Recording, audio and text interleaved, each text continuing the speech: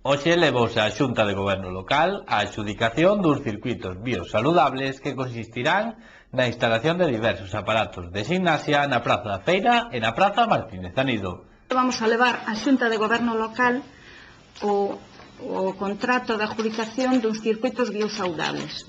Estes circuitos consisten en instalacións duns aparatos para a práctica de exercicio físico ao aire libre.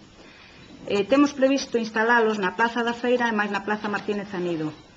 Van a ser en total 6 aparatos en cada unha das dúas plazas. A ubicación, bueno, está ainda un poquinho pendiente de concretar porque, como se está facendo remodelacións, está pendiente o arquitecto municipal que a empresa adjudicataria de a ver como os coloca. Son un circuito tipo onde levan unha serie de aparatos que permiten facer uns exercicios, digamos, específicos para cada actividade. Temos, por exemplo, o salto, temos os patíns, temos o cabalo, o balancín, os giros, o timón, etc. etc. Estes aparatos, pois mira, por exemplo, o salto é para reforzar e desarrollar a musculatura de miembros superiores, peito e espalda, mellorando a capacidade cardiopulmonar. Cada aparato vai a levar un panel informativo de para que sirva e o tempo que se debe dedicar a usalo. E olvidábaseme decir que vai haber un taller de iniciación e motivación de 2 horas de duración para explicar como funcionan os aparatos que vamos a instalar, o do circuito biosaudable.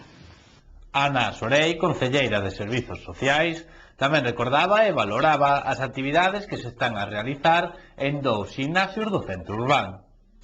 Tamén quería decir que, como ben sabedes, desde a Estrada Camiño de Saúde temos en estes momentos 2 gimnasios que están ofrecendo actividades a xente, que está sendo un éxito total, porque o ano pasado contamos con unha participación de 80 personas en toda a temporada que durou, e este ano que levamos un mes e medio con el, pois xa temos un aforo de 350 personas.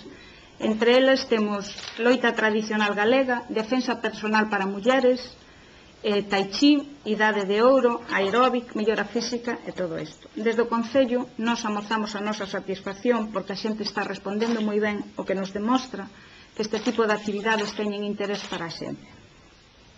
Traballaremos intentando que isto se poida prolongar o mellor tempo posible, pero en principio está previsto que remate o día 15 de noviembre. Vamos a ver, teño aquí desglosado por actividades máis ou menos o número de persoas que participan. Así, en loita tradicional galega e karate temos aproximadamente 30 persoas. O rango de idade está dirixido a nenos entre 5 e 14 anos, por iso é da que rexistra probablemente menos interesados. Na defensa personal temos unhas 16 mulleres, en tai chi 20 persoas. A media é de 40 personas en tai chi, idade de ouro, aeróbic, mellora física e tonificación, e 25 en cardiopolvo. Ti con ir alí non necesitas nin preinscripción, nin nada, nin pagar nada, nin nada. Preséntaste e nada máis no horario que se realiza a actividade e nada máis.